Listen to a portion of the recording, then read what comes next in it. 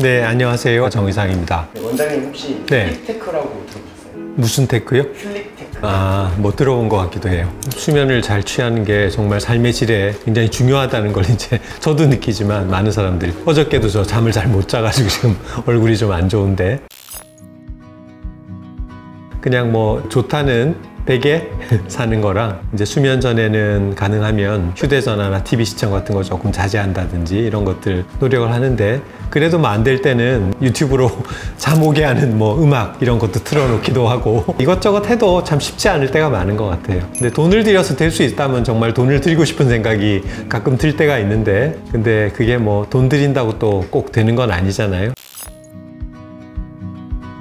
안과 모든 그런 컨디션은 수면을 잘 취하느냐 아니냐에 따라서 다르죠. 눈도 그래요. 몸이 피곤하면 시력도 좀 떨어지는 느낌을 받고, 이 무드하고도 관련이 있거든요. 기분만 좀 나빠도 시력이 좀 나빠지는 느낌을 받고, 특히 이제 건조증 같은 경우는 잘 못 자면 눈이 더 피곤하고 건조할 수밖에 없죠. 그러면은 만약에 눈을 뜨고 자게 된다면? 예, 우리가 토안이라고 얘기하는 게 있어요. 토끼가 눈을 감지 않는데요. 근데 그 토끼들은 유전적으로 이제 눈을 뜨고 있는 상태에 적응이 된 상태이기 때문에 문제는 없는데, 사람은 눈을 감아야 눈이 보호가 되는데, 밤에 눈을 뜨고 자게 되면 노출각막염이라고 생겨요. 실눈을 뜨고 잔다고 우리가 표현하죠. 눈이 벌어져 있는 그 자리는 계속 눈물이 마를 수밖에 없기 때문에, 눈을 많이 뜨고 자게 되면 그건 심해질 수밖에 없고, 심하지 않은 경우는 사실 대부분 증상을 잘 못 느끼는 경우들도 있는데, 우리가 수술을 하게 되면 건조증이 심해지기 때문에 평상시에 증상이 없었던 사람들도 약간의 증상을 일으킬 수가 있어요. 그래서 토안이 있느냐 없느냐는 수술 전에 저희가 굉장히 주의 깊게 잘 관찰하는 부분입니다.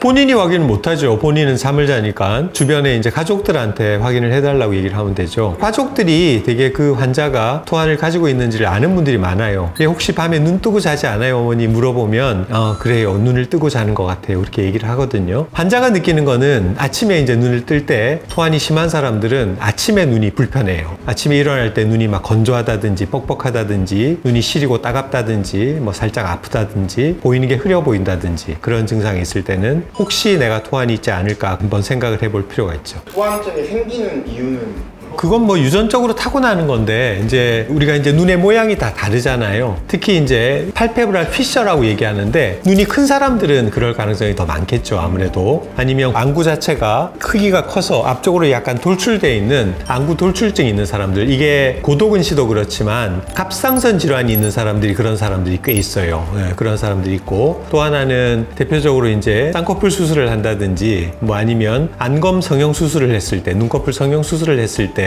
억지로 눈을 이제 폴드를 만들고 크게 만들면 아무래도 눈을 감는 게 더 힘들어지죠. 시간이 흐르면 되게 또 좋아지는 경우들이 많은데, 초기에는 그렇게 눈을 잘 못 감게 되는 경우가 있고, 또 하나는 신경마비가 돼서 시신경의 일부 눈을 감게 하는 근육이 마비가 되면, 예를 들면 우리가 7번 신경마비가 생기게 되면 구안화사 온다는 거 들어보셨죠? 입이 이렇게 돌아가고 막 이런 경우에 눈도 잘 안 감기게 돼요. 그런 것들, 복잡한 그런 원인들이 있을 수가 있죠. 근데 대개는 어쨌든 타고나는 겁니다. 이게 눈이 좀 크다거나, 아니면 약간 여기 아래쪽 눈꺼풀이 아래로 처져 있는 사람들이 있어요. 안검하수가 이쪽만 안검하수가 있는 게 아니라 아래 눈꺼풀에 안검하수도 있거든요. 그러면 눈이 잘 안 감기는 경우들이 있죠.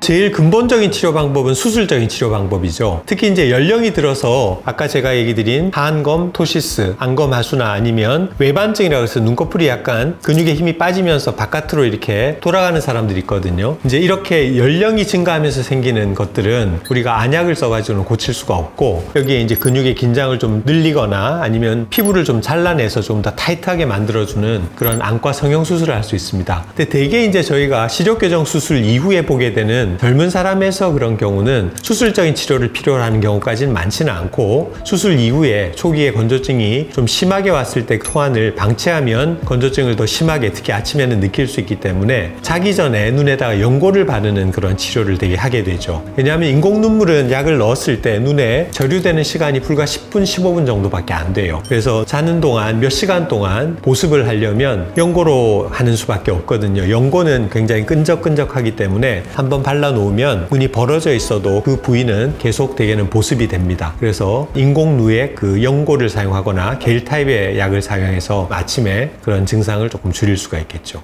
안대를 끼는 네. 것도 괜찮아요. 안대하는 건 도움 안 돼요. 완전히 이게 밀착이 돼 있지 않으면 그냥 안대를 대는 것만 가지고는 보습이 안 돼요. 뭐 그런 게 있죠. 아주 심한 토한, 아까 얘기 드린 건조증이 심한 사람들은 여기 눈에다가 랩을 씌우는 경우가 있어요. 비닐 랩 있잖아요. 우리가 음식 싸는 랩. 아니면 정말 타이트한 고글 같은 걸 껴서 완전히 웹체인버를 형성을 해주면 보습이 됩니다. 아이들 같은 경우는 눈을 감도록 유도를 하기 위해서 눈꺼풀을 이렇게 테이프로 붙여서 자게 하는 경우들도 있어요. 근데 되게 수술 이후에 그 정도까지 하는 경우는 많지 않고 연고를 적절하게 주무시기 전에 한번 넣고 자는 방법이 가장 쉬운 방법이 아닐까 싶습니다. 아버지가 막 TV 앞에서 주무시고 계신 줄 알고 채널 돌리려고 하면 아빠 안 잔다 이렇게 하잖아요.